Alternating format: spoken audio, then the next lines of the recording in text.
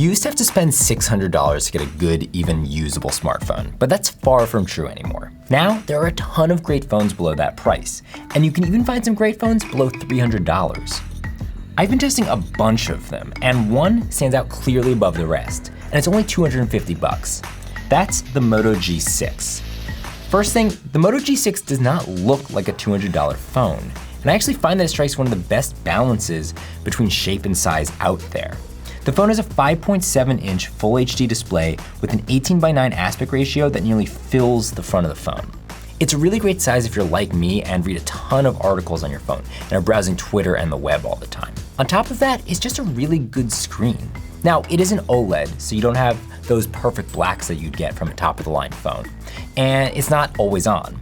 But I really like the color tuning on this phone, and I even like it better than my own Pixel 2, which costs nearly twice as much. The colors look both richer and more accurate to my eyes. The phone also has this nice curve on both back edges, and it isn't too wide. So even though you have this big screen, it's actually really easy to hold and doesn't look or feel like a big phone. Motorola doesn't change Android too much either, and that's a good thing. This is very close to stock.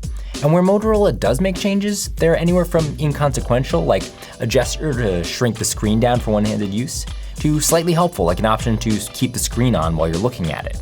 And if you don't like those changes, you can actually turn all of them off, which is great. Software performance is about as good as you're gonna get in this price range. In general, I didn't run into any issues when using this phone day to day. Scrolling is smooth and apps and web pages loaded quickly. I suspect that over time, it probably won't stay as fast as a more expensive phone.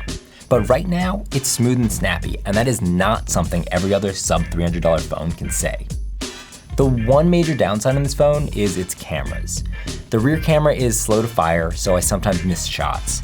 And while you can get nice images out of it when you're in bright daylight, darker settings deliver mushier, noisy photos. The front-facing camera isn't much to get excited about either. Now, you can't really get a better camera than this without spending a lot more.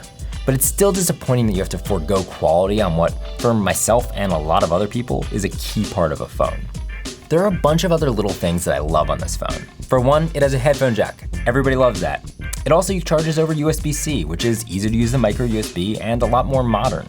Pretty much every other phone at this price is still on micro USB.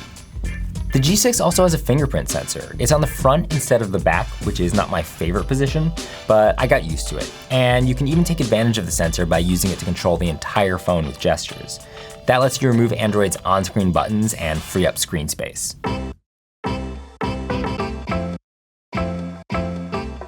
Aside from a few flaws like the camera, there's very little lacking on this phone that separates it from something twice its price, which is pretty incredible.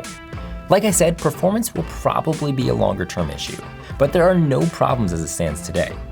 Now, if you're in China or India, you do have a lot of other options at this price point from companies like Xiaomi and Oppo, but many of those phones aren't available in the US, and the other budget phones that do make it to the US just don't hold up. They're often missing key features like a fingerprint sensor or support for 5 GHz Wi-Fi, both of which the G6 has. Motorola also sells two other variants of the G6, the G6 Play, which costs $50 less, and the G6 Plus, which costs $50 more. The G6 Plus has a slightly better camera and is a bit faster, but it's a little bit bigger in a way that I don't like quite as much.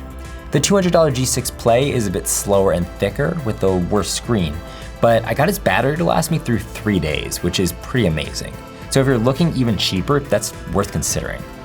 But by far, I think the best choice below $300 is the regular Moto G6. It doesn't just check all the right boxes, it actually impresses on a lot of them. And every time I pick up the G6, I'm surprised at just how good a budget phone can be. Hey, thanks for watching. If you like this video, you should check out our new channel, Verge Science. I really love a video they just put up about graphene. You can check all of their stuff out at youtube.com/vergescience.